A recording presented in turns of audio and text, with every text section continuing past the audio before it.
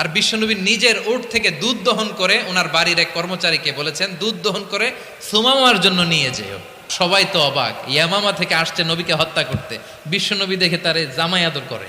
টানা 3 দিন যখন ইসলামের দ্য বিউটিজ অফ ইসলামের সুমহান বাণী সৌন্দর্য উপস্থাপন শেষ, তাকে আপ্যায়ন শেষ, বিশ্বনবী বললেন সাহাবাদেরকে যাও এবার সুমামার হাতের পায়ের রশি দুটো খুলে দাও। সাহাবারা বিশ্বনবীর কথা মতো তার হাতে পায়ের রশিগুলো খুলে দিল।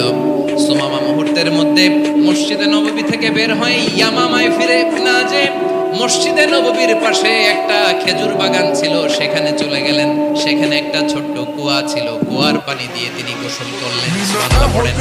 কুয়ার পানি দিয়ে গোসল করে মসজিদে নববীর সামনে এসে বিশ্বনবী এবং সাহাবাদের সামনে দাঁড়িয়ে সাব্বাহ উঁচু করে বললেন আশহাদু আল্লা ইলাহা ইল্লাল্লাহ ওয়া আশহাদু আন্না মুহাম্মাদান আবদুহু ওয়া রাসূলুহু।